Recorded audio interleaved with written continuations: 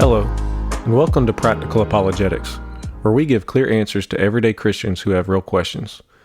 My name is Kenneth Willis, and I'm glad you're here. This episode is just an introduction. I want to explain what this podcast is about, who it's for, and why I decided to do it. I also wanted to share a bit of my own story, because this podcast exists largely because of questions I once had myself.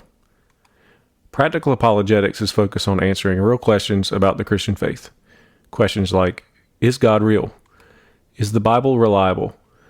Did Jesus actually rise from the dead? Why does God allow evil and suffering? Is Christianity just blind faith? These aren't theoretical questions. They're questions people actually ask. They're questions Christians sometimes wrestle with quietly. And they're questions skeptics assume don't have good answers. The goal of this podcast isn't to win arguments. It's to help Christians think clearly, understand what they believe, and be able to explain it. Apologetics simply means giving a reasoned defense of the faith, and Scripture calls us to do that in 1 Peter 3:15. But in your hearts, honor Christ the Lord as holy, always being prepared to make a defense to anyone who asks you for a reason for the hope that is in you, yet do it with gentleness and respect. That's what this podcast is about, being prepared, giving reasons, and doing it with clarity and with respect. This podcast is for Christians who want to understand why they believe what they believe. It's for believers who love Christ but don't always know how to respond when hard questions come up. It's for people who have doubts and aren't afraid to face them honestly. It's also for skeptics and seekers who are willing to listen. You don't need a background in philosophy or theology. I'll explain terms when they matter, and I'll keep things as clear as I can. Apologetics isn't something I discovered in a classroom. It met me in real life. I grew up in the church, but what I experienced there didn't match what Scripture teaches about how Christians should live. I saw hypocrisy, and I also experienced physical abuse. Over time, I became to associate Christianity not with truth or healing, but with contradiction and harm. So when I had the chance, I walked away. For the next 20 plus years, I was agnostic and eventually atheist, at times aggressively so. I joined the military at 17. At 18, I went to war. I saw things no one should have to see. A few years later, I became a police officer and saw even worse. Violence, death, brokenness, evil. It became normal.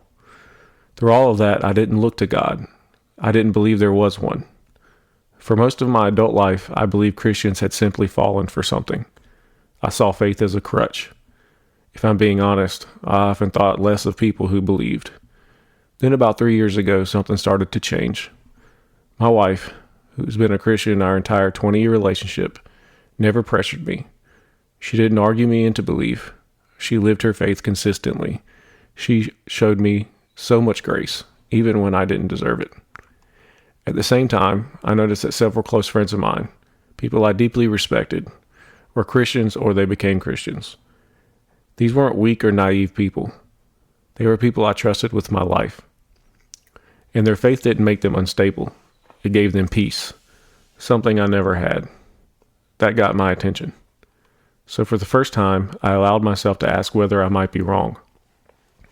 I reached out to someone I knew who had recently converted to Christianity, and I asked a simple question. Why? He didn't preach at me. He gave me books. He recommended The Case for Christ by Lee Strobel and Evidence That Demands a Verdict by Josh McDowell. So I read them. And what I found forced me to confront something I had never seriously considered. Christianity wasn't asking me to believe a vague spiritual idea. It was making a historical truth claim.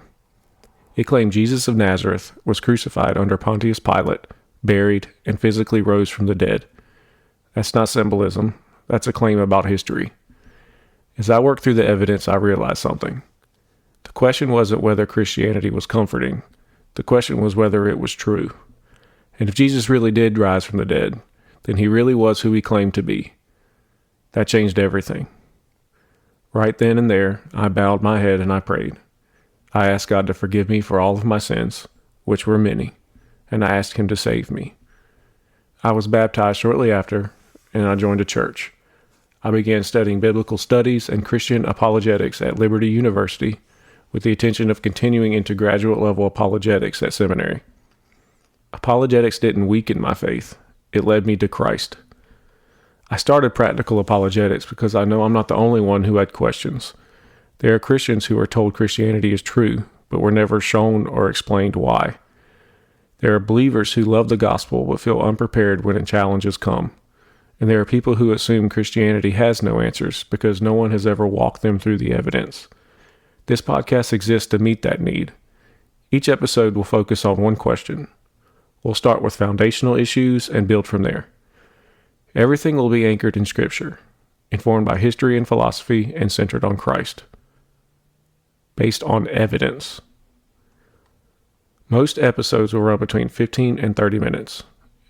Each one will focus on a single question. Some topics may take more than one episode. I'll do my best to represent objections fairly, answer clearly, and stay faithful to the truth. If you're listening and you've ever felt unsure, unprepared, or skeptical, hear this. Christianity can handle hard questions.